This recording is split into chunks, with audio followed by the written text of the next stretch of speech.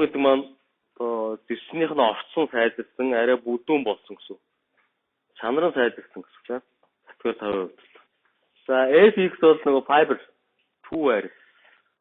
2 core-ын fiber, 2 host UTP 5 категорийн кабель.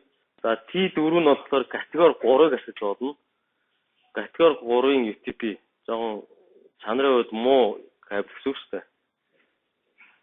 Энэ тохиолдолд 4 хосын дөрвөлнг нь хийлгэнэ гэсэн. 4 wire, 4 wires гэсэн. За энэ T4 гэж. За одоо дахцал дээр бол категори 3-ын кабель бол бараг олдохгүй болсон. Одоо 5, 5E, 6, 7 гэдэг тийм. Тэгэхээр бол энэ наадлын 100/CX бол ашиглаж байгаа. За тэгэхээр энэ категори 5-ын сайн кабелаар T4-ийн switch-ийг бол холбож болно шүү дээ. Минимумда категори 3 байна гэсэн. За encode-ийн хувьд бол түрүүнийхээс арай өөр Manchester биш байна. MLT3 гэдэг тийм. Massive transition. За дараах нь NRJ-I гэдэг. Non төрөн дээр 8 binary 6 ternary 8B 6T гэдэг encode-руудыг ашиглана. За энэ түрүүнийх шиг нэгтгэсэн хүснэгтэй тийм. За микродын төсөд болчих. За орчин нь очих юм байна тийм. Дамжуулан орчин, медиа гэдэг нь дамжуулан орчин. Ямар кабель ашиглах вэ? За UTP кабель ашигладаг тохиолдолд дандаа 100 м. STP гэсэн ялгаагүй. STP, UTP хоёрын ялгаа юу вэ? TP гэдэг нь хоёулаа адилхан. Урдлын U үсэг нь нөгөөх нь S үсэг нь өөр юм. UTP гэхээр unshielded twisted wire гэсэн үг. Unshielded. Shield гэж юу юм? Хамгаалалт тийм. Тэгвэл UTP энэ саарл кабель маань металл хамгаалалт гэсэн үг. Захлын соронзон долгионы хамгаалалт байдаггүй кабелийг UTP гэдэг юм. STP гэвэл shielded twisted wire буюу гадуура металл бүрээстэй. Бүр тодруулах юм бол тугалан бүрээстэй. Тугалан бүрээстэй гэдэг нь захлын соронзон долгион орж нэвтрэх чадамж багтдаг. Та нар ямар орчинд орвол захлын соронзон долгионоос хамгаалах вэ? Хаана гар утсан тасардیں۔ Хаана ороод. За төмөр лифтэн дотор орох юм тасарчаа тий. Контейнер дотор ороод тасарна. Подвол доош подвол эсвэл төмөр каскадтай байсан дотор. Өндөр байсангууд дандаа төмөр каскадтай байдаг тий. Тийм төмөр каскад гэдэг нь нэг араамуудын төмөрөөр хэлсэн. Өөрөөр хэлбэл ийм битүүмчин төмөр битүүмчтэй төмрөөр ингээд хүрээлэгдсэн орчинд орж ирвэл захлын соронзон долгионоос хамгаалагдана. Яагаад хамгаалагдсан вэ? Металл дотор орсоор яагаад хамгаалагдсан? Яагаад орж чадахгүй байгаа захлын соронзон долгион? Металл дотор ижил цэнгүүд яаж юм? Төсгөлцдөг тий. Тэгэхээр металл цулж байна уу? Зүгээр металл бүрээстэй орчиж байна уу? Ялгаагүй. Ижил цэнгүүд төсгөлцөөд гадаргуу дээр ингээд тогтсон гэсэн.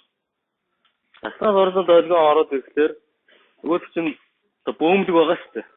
Ижлэгэн цэнгүүд нь төгсгээд энэ гадруу дээр байна гэсэн. Энэ дээр ингээ ойгоод байна. Довшоорос орж чадахгүй. Энийг яагаад ярьсан бэ? Арга хэсэлээр бид нар утас үзээ үзнэ. Утас үзэн дээр бол дандаа арайд байдаг. За ингээ амархан гигабит интернет. За гигабит интернетийн нэр нь 802.3 Z. За энэ яагаад ийм UZ үсэг авсан бэ? Энэ IEEE-ийнхээ мэдж байгаа тийм. Стандарт зохиолж байгаа юм. Локод нэг. За гигабит интернет бол 1 гигабит per секунд хугацаанд амжих чадвар.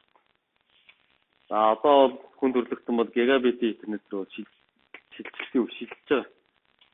Технологид шинжилээд эсвүүчүүдээс олж байгаа бараг болчих шүү дээ. Фастнет бол угаасаа ашиглаж байгаа. Эсвүүчдэр нь гигабитийн интернетийн стандартаар ажилладаг эсвүүчүүд солиод болж байна. Windows-ын компьютер ноутбукууд бол сүүлийн үеийн хад авсан байх юм бол хурдан гигабитийн шүлжээний карттай. Дээг үеийнх нь болохоор десктопууд нь 10 мега 100 мега фастнетийн урттай тий. За довтлоогийн хувьд бол юм байна. Ялгаагүй түрүүний фастнеттэй адилхан нөгөө хоёр ч юм байна. Энэ хоёрын хоорондын холимгууд байж болж байна. Хибрид. Энэ яг ингэ олж байгаа лээ. Энэ эсвэл илүү юм шүү. Илүү уустай. Энэ хоёр л адилхан уустай. Ялгаа нь энэ дээр нэг исвэж тавиад дээр нь энэ хоёр одсон юм шүү дээ. Тэгэхээр энэ юунд хэрэглэх вэ гэхээр энэ кабель гэмтэх юм уу тасрах тохиолдолд нөөц зам гарч ирж байна гэсэн. Ойлгосон уу? За хот зам мэдээж хот зам. За гигабит интернетийн хувьд за энэ дөрөв дахалт байт юм байна. За гигабитээр дамжуулсан учраас шилэн кабелийг төсөхгүй ашиглая. Шилэн кабель маань хөндлөнгийн шугаанд өртдөггүй кабель те. Гэрлийн долгион. Шил маань өөрөө гэрэл дамжуулах орчин. Тэгээ наас гэрэл тусгаад байгаа шүү. Гэрэл гэдэг маань нэлээд өндөр давтамжтай эрх цахилгаан соромжтой долгион. Мөн үү? Өндөр давтамжтай учраас цаадыг нэвтрэх боломж маш бага. За энэ нэвтрэх чадахгүй байгаа учраас гэрлэр бол ингээд яг ариадууд долгион шиг тийм ээ. Иглэр бол амжуулах хэцүү. Бол ганц одоо ингээд наавар ингээд юм бүрхэд зүгээр даавуугаар ч юм уу цаасаар хахад нэвтрэх чадахгүй гэсэн. Нэвтрэх чаддаг долгионууд ямар долгион? Гар утас ямар давтамжтай ажилладаг? 900 мегагерцтэй мега. Тэгвэл давтамж багасах тусам нэвтрэх чадамж нь ихсдэг. Дараа байдлаа. За ингээд шилэн кабелүүд төсөхгүй ашигласан байна. Богино долгионы, урт долгионы. За ингээд хоёр твист дээр нөгөө STP ч нэ, UTP ч нэ. За энэ тэмдэглэж аваарай. Яг нэг maximum length гэж байна. Кабелийн уртыг тань ингэж байгаа шүү.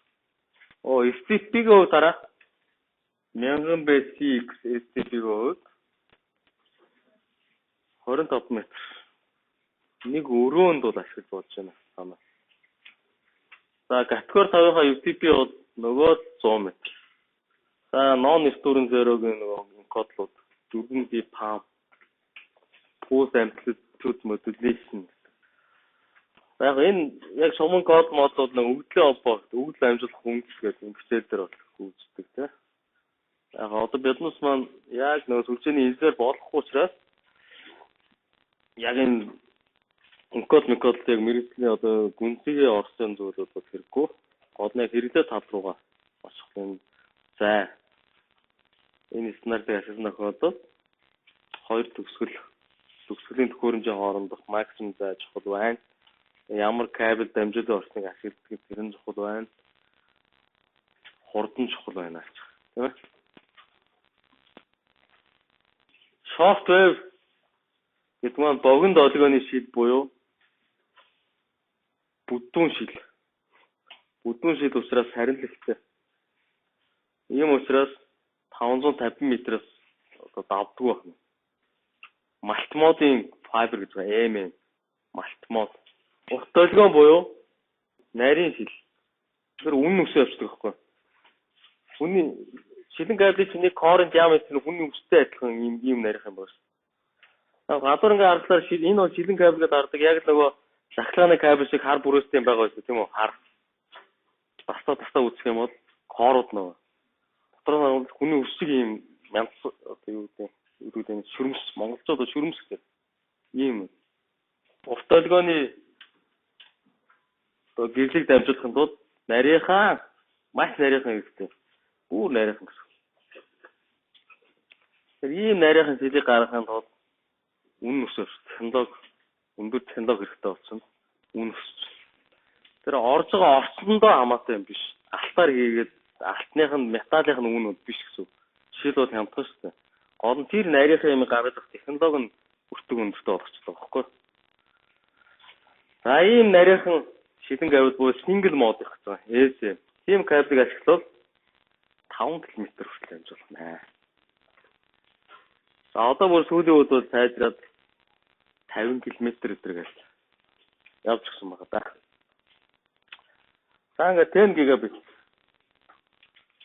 10G дээр болохоор энэ араа нөгөө single mode-ийнх дээр чинь single mode-ийн шилэн кабель ашигласан бол 40 км газрыг холбож болох нэ.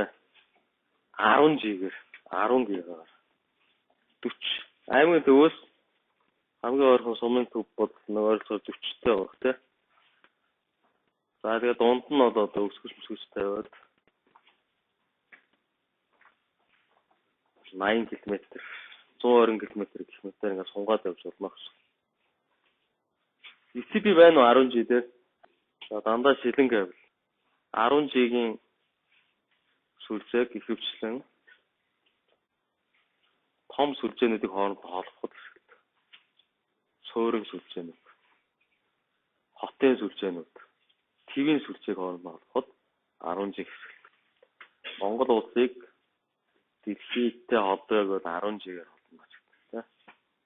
Одоо бол манай ISP-нууд дандаа 10G-гээр холбож байна. GMNet, Mobicom, нэг нь Relcom гэж байна. Төмөр замын.